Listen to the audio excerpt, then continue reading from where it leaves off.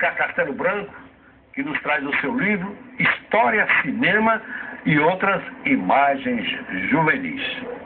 Bom, o professor vai nos contar o porquê, como e quando começou essa história, o cinema, que tipo de cinema que ele aborda em seu livro. Prazer tê-lo aqui, professor. Prazer meu registrar inicialmente a alegria surpreendente de ter recebido essa abordagem da produção, né, da Juliana. Realmente foi uma surpresa quando a auxiliadora me disse que vocês tinham convidado, porque esse livro, ele na verdade é um livro muito, digamos assim, muito técnico e como tal tem ficado, ainda não lançamos ele em Teresina, fizemos o lançamento em São Paulo e em Parnaíba, curiosamente. Olha. Temos uma conexão com o Sesc de Parnaíba e fizemos o lançamento lá, estamos planejando ainda um lançamento em Teresina depois de lançá-lo na UF.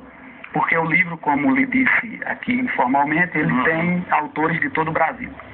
Então, qual é a história dele? Desculpe, já que o senhor falou, né? O senhor é vice-reitor da Universidade Federal do Piauí, lançou esse livro na Universidade Federal em São Paulo, não é isso? Na verdade, na USP, na estadual. Na São Paulo, na UES, Universidade de São Paulo, sim. E muitos dos que aqui constam com seus artigos são professores de universidades federais, é isso? Então existe essa ligação, né, professor? Isso. Então eu diria que esse livro tem alguns argumentos que articulam ele. O primeiro argumento é preciso redesenhar os mapas da pesquisa acadêmica no Brasil. Em que sentido? Nós temos uma história, uma trajetória de pesquisa, especialmente nas ciências humanas, muito cindida. A pesquisa ou se dá dentro de um GT, isoladamente, os resultados quase nunca são apropriados socialmente, ou essa pesquisa, quando muito, se dá através de um grupo mais extenso no interior de uma mesma universidade.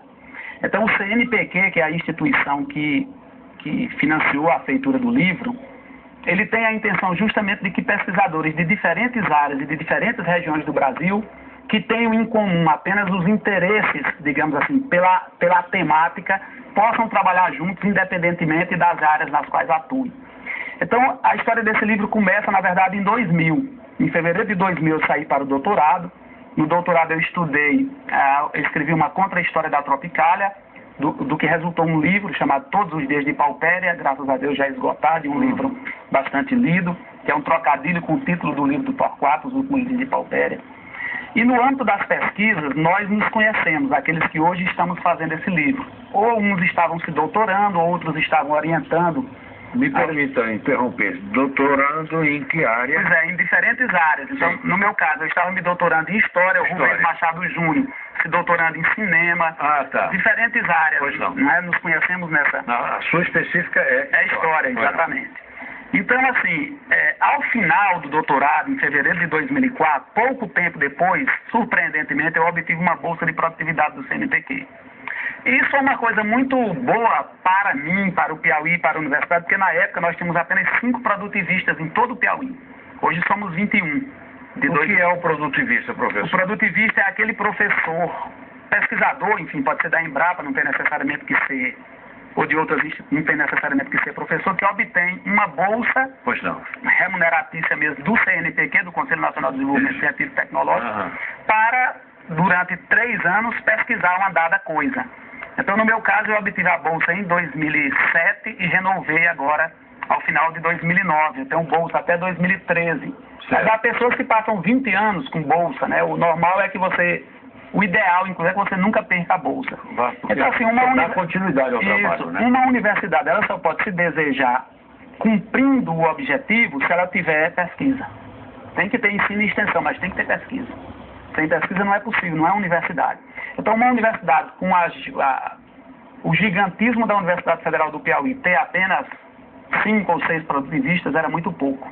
Então, nós começamos, mesmo para além de uma política institucional fomentadora dessa ampliação, nós conseguimos ampliar o número de produtivistas, e aí, cada qual de nós pesquisando diferentes coisas, mas todas remetidas para aquela questão central do livro, que é a seguinte: qual é o lugar de acontecimento das coisas? Onde é que as coisas acontecem? É na política, é na economia, é na cultura, é nas artes, enfim, onde é que acontece? Nós concluímos: o primeiro lugar de acontecimento das coisas é na linguagem. Na linguagem é que as coisas efetivamente acontecem. Então, seria interessante utilizar, pensamos nós, a linguagem como um instrumento remissivo às condições de existir do passado. Então, vamos fazer isso. Vamos estudar o quê? Bem, um grupo estudou fanzines, aqueles jornaizinhos alternativos que circulam especialmente no interior das universidades, que são muito antigos, vêm desde a década de 60.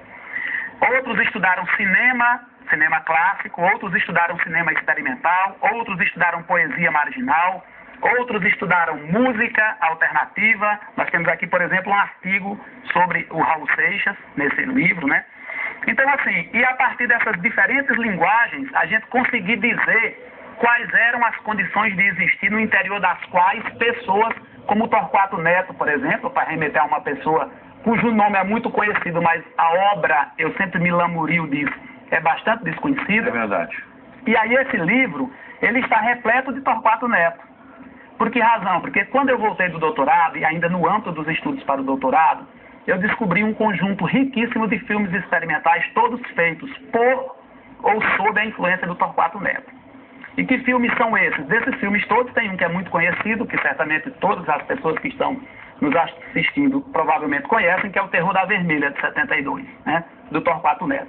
Mas para além do Terror da Vermelha e em torno dele, ainda em 72 foi feito Miss Dora, foi feito Tupiniquins não, foi feito Davi Vai Guiar, foi feito Coração Materno. E em 74, depois da diáspora, em que esses jovens viajou para Brasília, no caso do Durvalini, ou para o Rio de Janeiro, no caso do Galvão e tal, foi feito Tupiniquins e Por Enquanto. Então, esses filmes são filmes riquíssimos que exclamam as condições de existir no interior das quais grupos como aqueles que fizeram o jornal Grama, que fizeram esses filmes, não é? Que fizeram peças de teatro, como é que eles existiam, como é que eles configuravam a sua época, em torno do bar Gelate, que eu suponho que você deva ter conhecido. Apenas suponha, um bar que na década de 60 e 70 era a grande referência para o que nós chamaremos de juventude underground em Teresina, né? Um bar que ficava infelizmente eu não tive a oportunidade de conhecer, mas que ficava na Frei Serafim, na Avenida Frei Serafim, que esses filmes mostram a exaustão. Eu, no caso, não vivi aqui nessa época. Então por essa razão você não conhece. Então, assim, e para além disso, tem reflexões ainda muito mais interessantes. O Rubens Machado Júnior, que hoje provavelmente é professor lá da Escola de Comunicações e Artes da USP, e é provavelmente a maior autoridade em cinema experimental no Brasil, ele traz um texto sobre o Pátio, no primeiro filme do Glauber Rocha. É muito curioso que quando a gente fala de Glauber Rocha, a gente lembra da trilogia. Exatamente. Deus e o Diabo, o de 67, Tropicalista, é porque eu estou aqui na frente das câmeras, estou... Deus e Terra em Transe e o Dragão da Maldade contra o Santo Guerreiro, né? Quer dizer, a trilogia Deus e o Diabo, Terra em Transe e o Dragão da Maldade contra o Santo Guerreiro, ou apaga o que vem depois, como Cabeças Cortadas, ou apaga o que veio antes, que é o Pátio.